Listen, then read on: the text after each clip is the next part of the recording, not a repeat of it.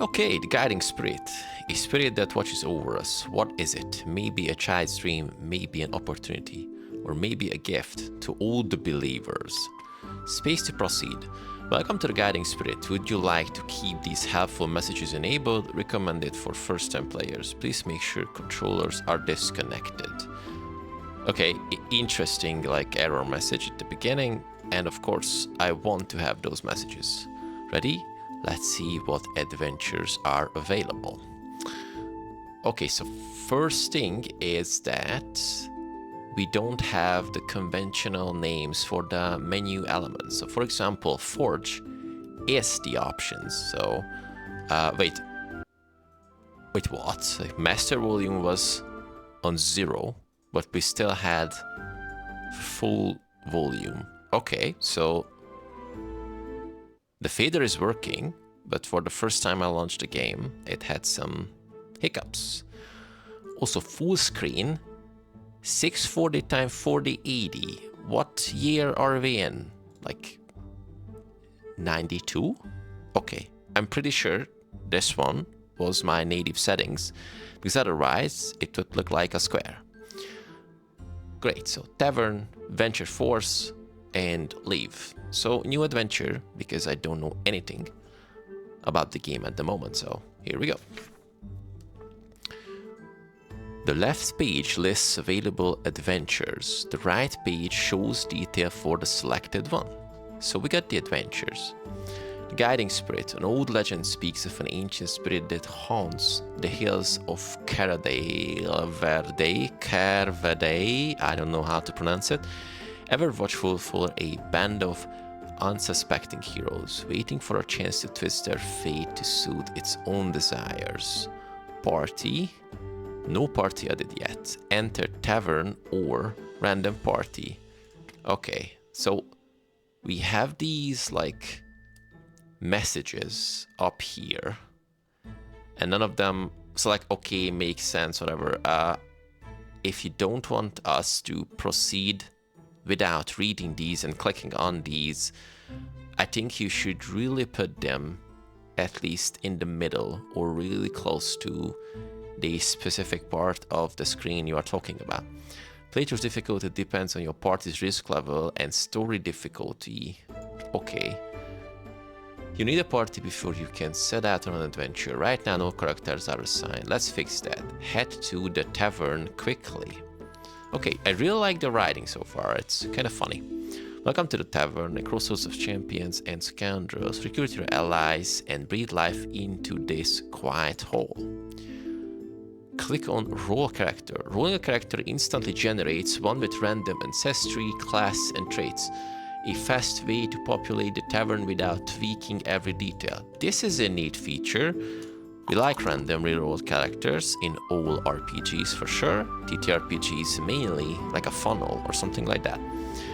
Roll the new character. Click their portrait to view the character sheet. Okay, so character is with small c, but character sheet is big C. Okay, inconsistencies. Sure, that's a demo, but you know, maybe you should figure it out sooner or later. Lord Seth Kron Guide. Okay, not going to read through all of this. Level 3 guide. Merchant's Child. Cursed Family is a pre-story. Okay, I want to be famous. Aspiration. Constellation Flower. Capability traits. Agile, dynamic, smeller. Okay. Sharp ears. Weak. Personality traits. Reckless, teamwork. Remorseful. Okay, a bunch of stuff. Skills. 40, 40, 45. What system this game is using? I'm not sure. Character sheet displays your character's history, traits, and abilities. Review the details, then click on the door button or press escape to head back to the tavern. Okay, we kinda checked this guy out, so adventure details. Roll characters up to 6 and click start to jump into story or choose create new character to learn about building heroes. Okay, but before, so up to 6, I know, but going on with one character is definitely suboptimal and we have this immediately to click on start game or create new character. Okay, so both of these are having the hand icon. Questionable. Okay, party difficulty. Yes, okay, so how about a random party? Can I... Oh no, first we have to roll characters.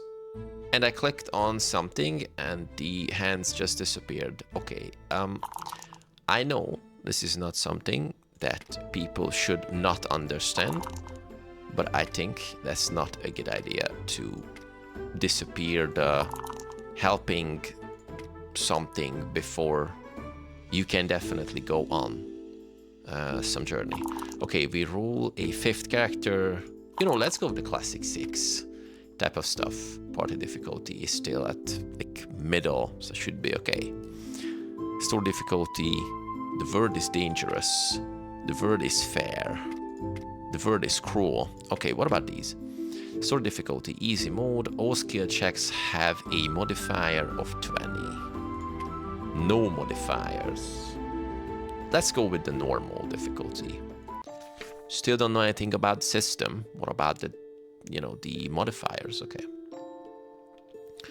Your adventure has started. Don't forget, you can access the character sheet by clicking any of your character's portraits or pressing C. Press space to click continue or progress the story. Press tab to toggle the radial menu on and off. Ah, nice.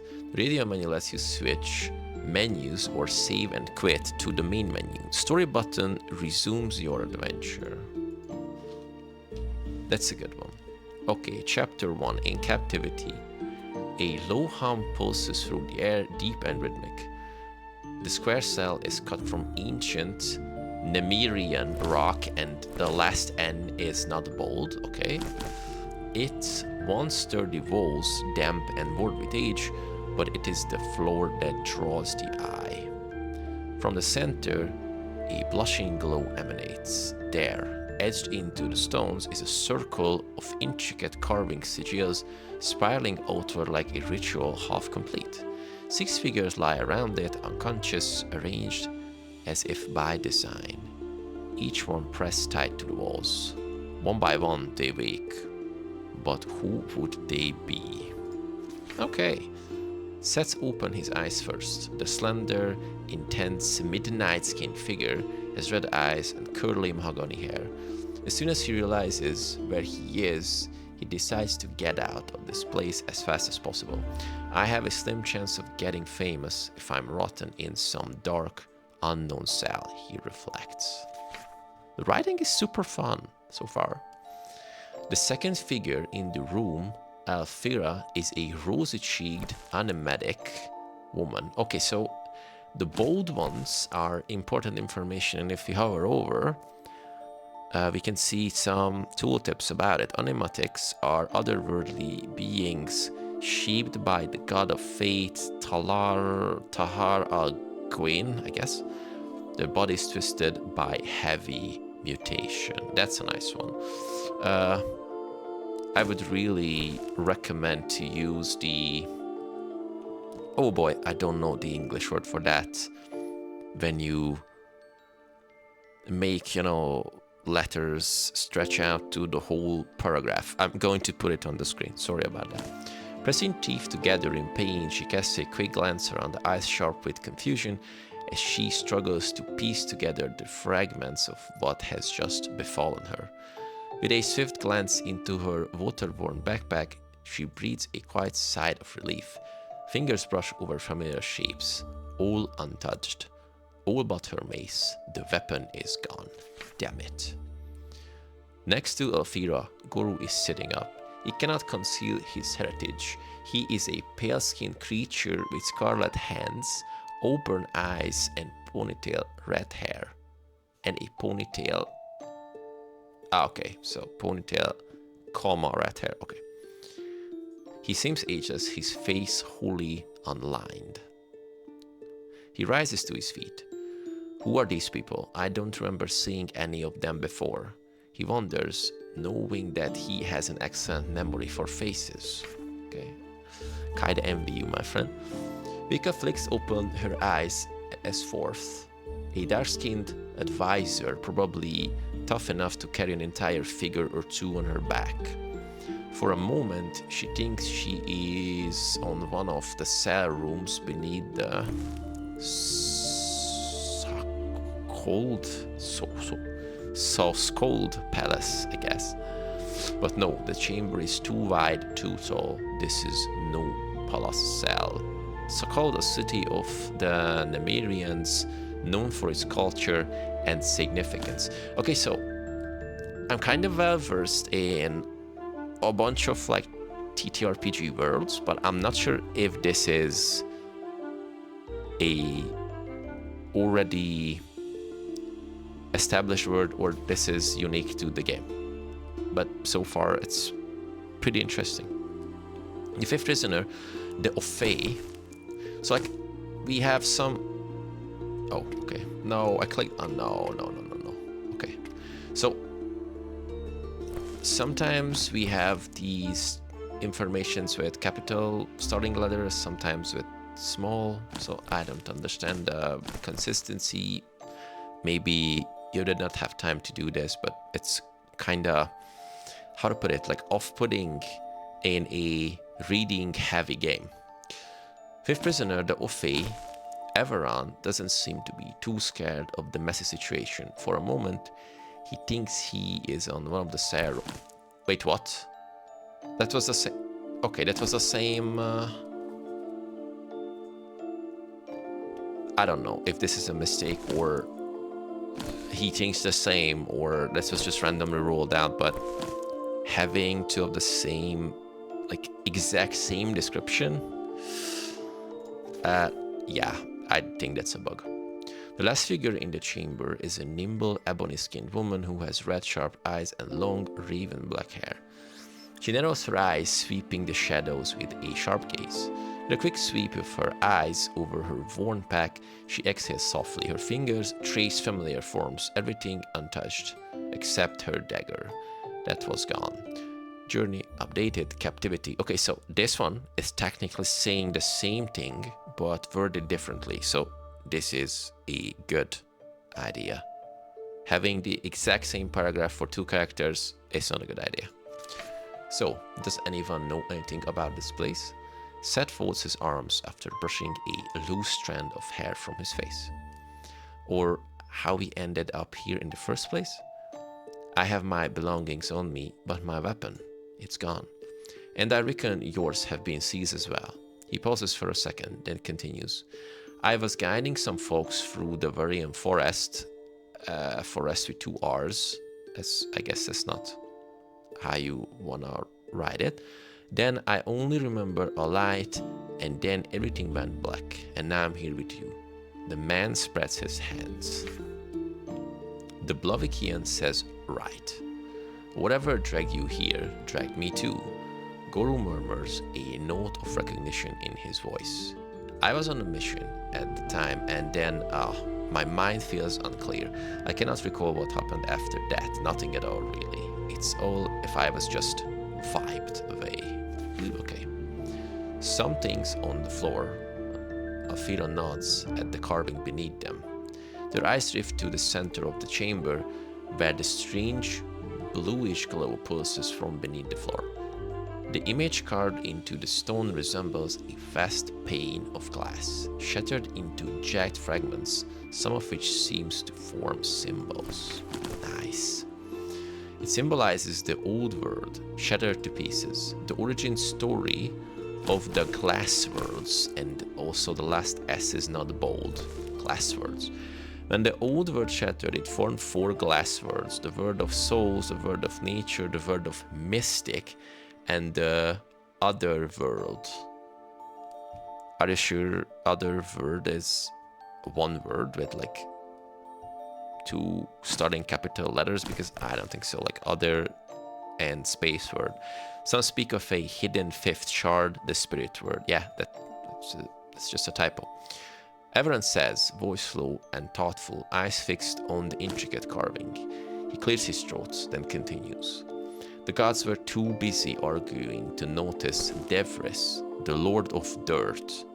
So he lifted his famous sledgehammer and struck the glass.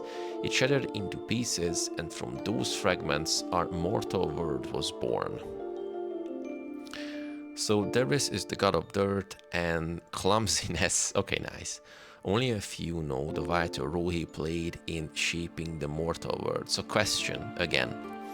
So glass words, big capital starting letter. All the other words, word of souls, word of mystic, but the mortal world is here as small, and then in the tooltip starting with big letters. So yeah, the mortal world is one of the glass worlds, a realm inhabited by humans, humors, nixes, and many other ancestries.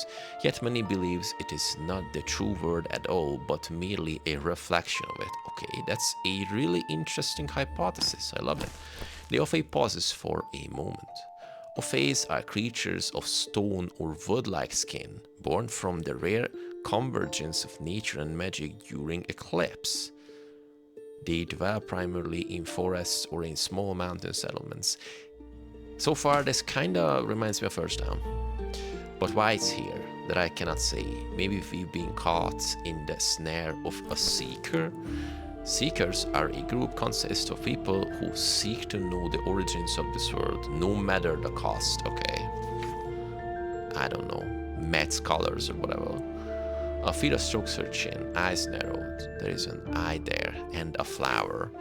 Seth takes his eyes off the floor, clears his throat, and lets his gaze sweep over the others around him. I know we must move fast, but first, names. We will need to fight together if we are to get out of this place alive. So speak up and make it quick. Lord Satkron, at your service. We don't really have time for this. I'm Vika. Vika adds briefly, her fingers are impatiently tapping on her side. I am Everan Ilvastar.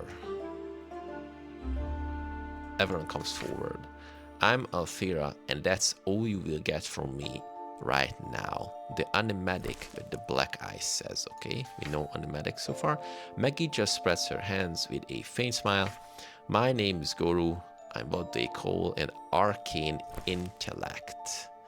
So I guess arcane should be bolded as well, because arcane intellect is in the tooltip and intellect is just, okay, never mind. But if you hover over arcane, there's nothing, okay.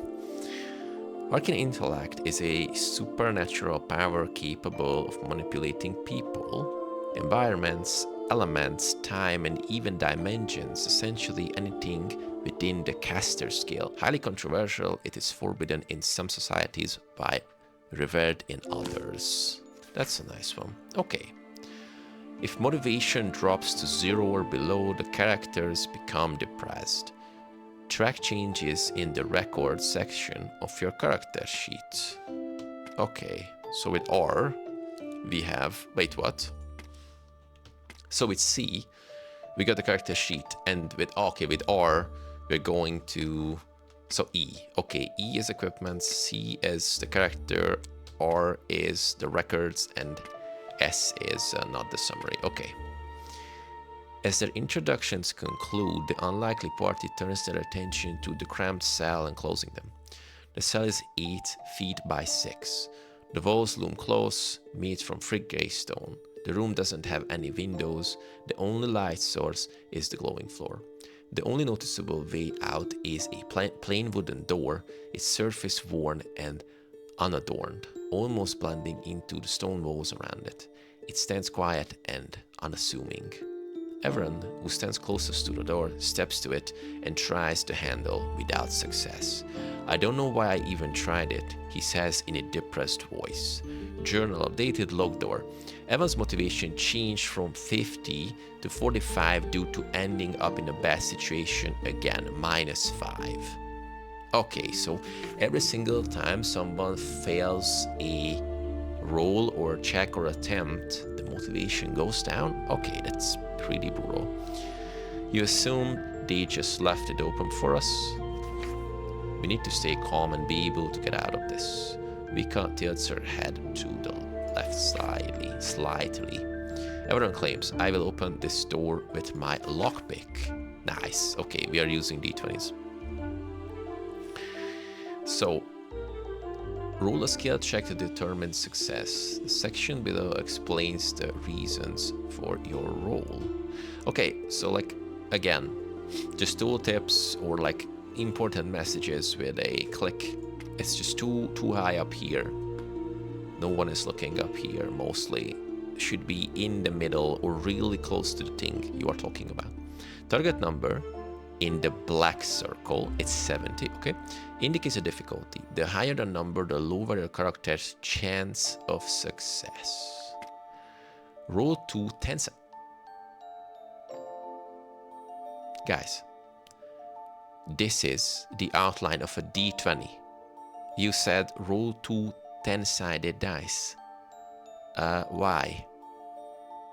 Okay. To get a D100 result, the dice icons will display the results once rolled. Okay. And for that we got like 2 6-sided. Okay, interesting. Modifiers may be applied based on skills, items, and situational factors. That's a great one. The total of all modifiers is added to your dice rolls. Your character succeeds if the total result meets or exceeds the target number, otherwise they fail. Critical fail causes a spectacular failure, while a critical success means a task is overperformed. Critical dice rolls are shown right of the panel. Okay, cool.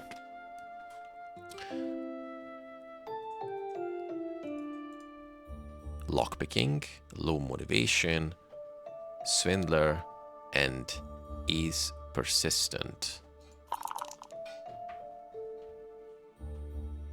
This is 77. So 77 plus 40 is 117. So this is a success. The door opens with a creaking sound. Locked door. Motivation changed from 45 to 60 after lockpicking the door, plus 15. Lockpick skill levels increased from 5 to 6, plus 1. Okay, that's a nice one. But also, maybe this is just a spacing of the characters here, but this part of the screen seems to have the right aspect ratio, but this here, the whole stuff, does not. It looks like this is like totally distorted, the graphic on the side. This one is just bleeding into the character portraits, because I assume you weren't expecting 6 characters in the party at the moment. So yeah, it feels a little bit weird, because in like aspect ratio, the upper part is also good with the messages. Character relationship change dynamically. Track changes in the records section of your character sheet. That's a really good idea. That was some impressive work. Nice skills. Seth nods respectfully. Respect. Seth's attitude toward Everett changed from 50 to 53 after he successfully found a way to get out of the room. Cool. Hurry, waste no time. Vika urges and rushes out of the room. Track your character's health, motivation, and party satisfaction. Toggle views using the button indicated by the hand or by pressing S. What is motivation? Oh, so we can change that, like motivation, relationships, health. Okay, that's a cool one. I mean, so interesting that we have to toggle them. Understand that why, but maybe just, you know, having them with different colors at the same time. So levels are definitely changing, and if they overlap each other, well, we know they are on the same level. You know, I'm just vomiting some ideas. Beyond the door stretches a seemingly endless corridor, its shadow swallowed by darkness. Awesome. A single torch hangs from each wall beside the open doorway, flickering weakly, their flame struggling to push back to the gloom. Dim light barely reaches beyond the threshold, leaving the path ahead cloaked in mystery and silent menace. Awesome writing once again. I really hope this is not AI. The party stares into the darkness. Seth lifts his head, his nose wrinkling as if he's caught the stench of something foul, something rotten. Did you smell this? It's rotten flesh. Disgusting. Motivation drops from 50. After a moment's pause, Everett speaks up. I think we can use this darkness and sneak ahead. Anything could be out there. Monsters, curses, or mother's cooking. But if we stay unseen, we can hide from it, probably. I don't need light anyway. My dark vision can't help me notice traps, and it doesn't give me away. Maggie blinks. Maggie's attitude toward increased by 3 because of this, okay. In agreement, they move ahead in the dungeon, each step a whisper against a cold stone floor. Darkness presses in, thick as wet wool, no torch or lantern is lit. They go further in. In this part of the dungeon, the rough ground quilches beneath their boots, cold moisture seeping up at every step. After a few paces, the passage opens into a yawning crossroad, twin corridors branching left and right.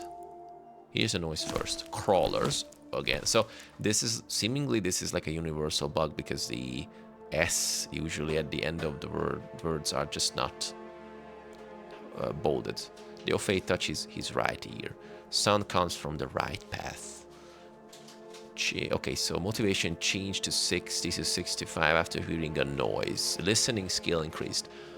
So we have like passive skill increases. That's a good one. A dungeon-dwelling breed of rat known for lingering in one lair for weeks before slipping off to the next. It prowls in search of forgotten treasures and the unwary adventurers drawn to them. Okay, so she peeks into the right and then to the left, but even her dark vision reveals nothing. It looks like an empty tunnel of both directions as far as she can make it out. Okay, go left, go right. Awesome. Question. If I don't remember exactly what I read, can I go back and see it? Every chapter features a decision point. Click a task and select a party member's portrait to assign them and shape the story's outcome. Okay, so with the records, codex is not available right now. Journal, captivity, locked door. Why can you? Oh boy, okay. So you can just use the mouse wheel to move them even if they only have this amount of stuff. Okay, that's definitely interesting. History. Ah, yeah, with the history, we can just check. Oh, nice, nice, okay. So I just, but these, like, we can just scroll them up and down and see the text popping is just, oh, okay. I know, small things, but super annoying. Waste no time. So what was that? Here's a noise first. Sound comes from the right path. Sure, we are going to fight, I guess. Select it. It wasn't like a dragging thing, right? It says select. I don't remember right now. Continue. Okay. We should be going immediately. The group takes the right route. Really nice. As they press on, Maggie sneaks at the front of the line, slowly putting one toe after another. Roll dice. Sneaking is 10 and agile is extra 20. But question, is agile plus 20? Sneaking 10. So sneaking is a skill and agile is like a not descriptor, like a focus, like a whatever. Yeah, okay, so this one is a flat skill, but this one we are adding it together. Okay. I don't know, maybe like lose the plus sign and just use the values. Okay. So we need 65. So we're going to roll and we're going to fail for sure. No, that was an exact success. Okay. Interesting. Interesting that we are not rolling like a D100, like, you know, one of the hundreds and one of the tens, but 2d10s are just, you know, do the job. Okay.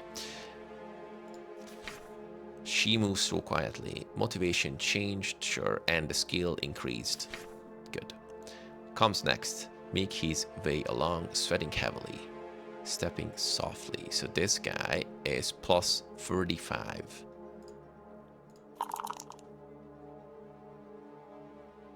Yeah, that's a failure. So no way to add anything, reroll, use like a resource. Okay. Everyone lapses. It makes a small but noticeable noise, probably waking the attention of something or someone. Everyone's sneak skill level increased from 10 to 13 by screwing up. Okay, that's interesting.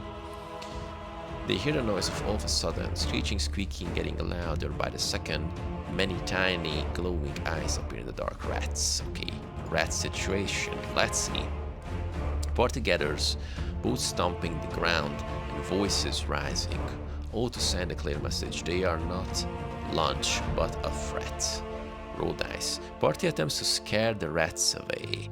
Demoralizing is 5, and Seth has teamwork. Okay, plus 20, but we can also like surrender. Okay, it's interesting. Let's roll. 47, and that's a failure. The rats don't seem to be intimidated by their efforts. The bees surge forward, quickly getting within reach. Eyes gleaming in the dark, claws and teeth ready to snap. Like a signal is given. They leap. Okay. Brings her foot down, aiming to crush the scaring rats beneath with a fierce stomp. We can do this, or you can give up, you know. Melee attacks 10. Low motivation minus 5 is fast plus 20. Oh boy. That's a failure. But also, melee attack skills are increasing, but motivation is minus 15. Oh boy, that's a brutal. Struggle next to them, the rats are jumping around her feet. Should she hope to claim victory in the tourney someday, she must marshal her utmost skill and valor. I'm not sure what's tourney. I guess in the journey someday. I'm not sure about the tourney. Maybe it's a tournament, but you say tourney. Who knows? So 30 melee attacks, high motivation, unarmed proficiency in agile, plus 17. It would be nice if we could click the dice to roll. Critical failure. Oh yeah, because I rolled. Oh, okay, so criticals are on the dice totally. Okay, so she has 80. So plus 70 and we screw up. Okay, that's interesting. She doesn't manage to step on a single rat. Motivation changed. You know, we're getting less motivation penalty on a critical fail than like a normal failure. Okay, melee attack skills increased. Okay, this system is a little bit swingy or questionable in some places, but sure. Hoping some fast skills. That's, oh nice, it's a 50 plus 60. So we are not getting a critical success if we are getting over a target number like brutally. The only criticals are just plainly on the dice. Okay, manages to stumble on a handful of rats. Motivation increased and melee attack increased by 1. It's like hitting successfully is increasing our stuff less than a failure. Okay.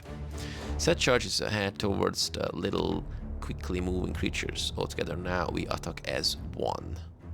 Okay, let's see. 75 plus 9. Okay. Good. Motivation increased. Skills increased. It's a shame he doesn't have any good spells against multiple enemies. Okay, we will see. It's a failure. is limp. Okay, that's not a good thing. Some rats perish under the feet, but no. Okay, some rats perish under his feet, but not too many. Minus motivation, melee attack is okay. Engages the rats as well. Plus 25. Okay. He kills some rats with a cake, but not enough. Just my luck. So this guy, despite the party's attempts, the rats don't seem to give up. We are missing a apostrophe on the don'ts. Guru screams as he tries to sneak a lot of rats off. No. Guru screams as he tries to shake a lot of rats off himself. The little beasts eventually retreat as the group continuously attacks them. They run into all directions, seeking to crawl through the hole in the corner, fighting one another during the process. Guru looks at his legs. They are bleeding, suffered from multiple bites. He gingerly sets his weight on one and another, grimacing. Red situation, red bites, motivation changed to 20, and HP changed to 35. Okay, quit winning. That's just a scratch. Nobody seems to be able to help. Guru straightens himself. Let us retreat to safety, where I may tend to the vessel of my suffering. Okay. Once the rats are gone, the party presses onward, grateful to be alive. After some walking, they come to another open space, lighted by the torch. Lit by a torch, I'm pretty sure. This is how you say it. They see a corpse, presumably on the rodents were feasting on. Nothing of value they find around the body. It had begun to rot, though it was likely there for just a few days. But who might it have been? Alfira looks at the corpse. Ooh, the music change was extremely sudden. She seems like she's about to vomit, but who it would have been? He belonged to Blavikia. The man is right. The dead man's skin is dark as night, and the sharp, rugged features are telling. He belonged to the children of the night. Isn't it like big starting letters, capital ones, children of the night, as like a identifier name? Not sure. Not much left of him. The rats ate him clean. Wicca mutters, giving the body a nudge with her boots. The way the body lies suddenly triggers memory for Maggie, the tragedy that claimed half of her group years ago. She recalls the screams, the chaos, and how one by one her father, mother, and her siblings fell, their bodies scattered across the blood-soaked ground. And the Blavikian guard, whom she had seen near the door, lying in his own blood, lifeless just like this one. Okay, let's keep moving. Vika moves her hands as she speaks, her horns tilting with each motion. The group, leaving the dead body behind with troubled thoughts, continues on, hoping to find the exit. They press onward through the tunnels. The path begins to narrow, and they realize it's covered with bones. With each cautious step, they feel the crunch beneath their boots. Dry, brittle, unmistakable bones. All kinds of humanoid creatures met their death here. Nothing of value is discernible. The passage widens, giving way to a chamber far larger than the previous rooms. Torches burn dimly in iron scones lining the stone walls. Raw, unrecognizable stench lingers in the thick air like something rotten was left here for days. The room is sparsely furnished. A few ancient cupboards lean against the walls, their doors warped and hanging loose.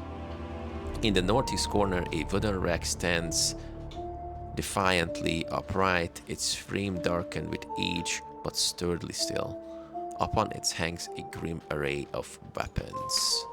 A tall-cloaked man with a weathered beard occupies the center of the chamber. Before him rests an old dusky desk upon which lies a worn, ancient-looking book. He is caught in some trance or perhaps a ritual stance, his hands resting upon the tome. When his eyes flicker open, they are cloudy and distant, gazing not at the chamber around him, but into something far beyond mortal sight. Guide me, master. When the party steps into the room, a sudden blaring alarm sounds.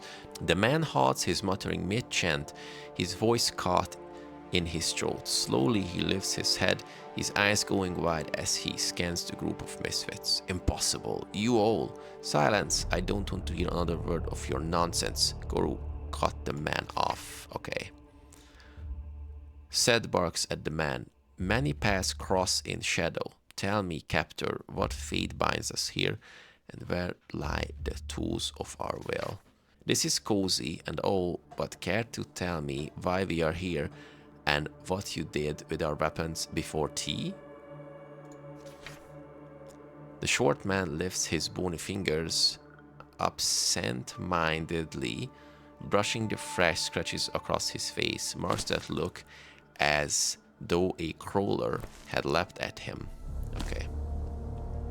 You're not supposed to be here, he says coldly. I was told.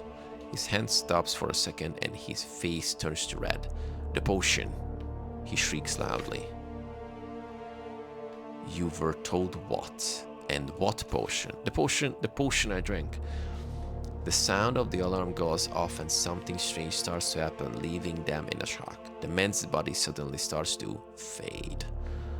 His expression transformed from fear to resignation as he would have just understood something. In seconds, there's only a silhouette of him remaining, and then he completely disappears. The missing man. They are confused, looking at the spot of the man used to stand on. A moment before he was there, and now nothing.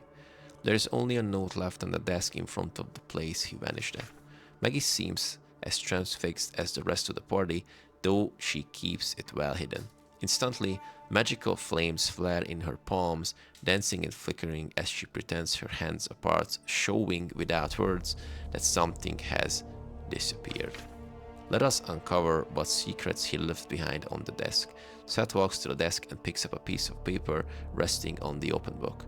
I cannot read it, but it looks like a trade record. It's no use. Vika takes a look at the note's content. It's in common. She starts to read it out loud. 1 bottle of premium potion, 1 piece of premium scroll, total of 10 gold pieces, price is already discounted. And at the bottom, best trade you can make in Dome's Fair. Seth gazes at the receipt, his face still and hard. It seems we must find this Dome's Fair. That foul man likely made the trade there. Perhaps someone there holds the answers we seek. The party's motivation increases due to finding a clue. Okay, I think this is a great point to stop this. Main menu, and there's an autosave.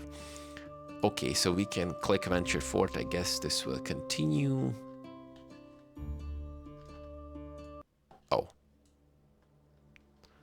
So, okay, so if I just go out, Venture Forth, and we can see, like, if we hover over, it displays the selected game, but as we click it, it reads, or sorry, it loads immediately. You cannot really read the text there. Why is that? Even for the right click. Okay.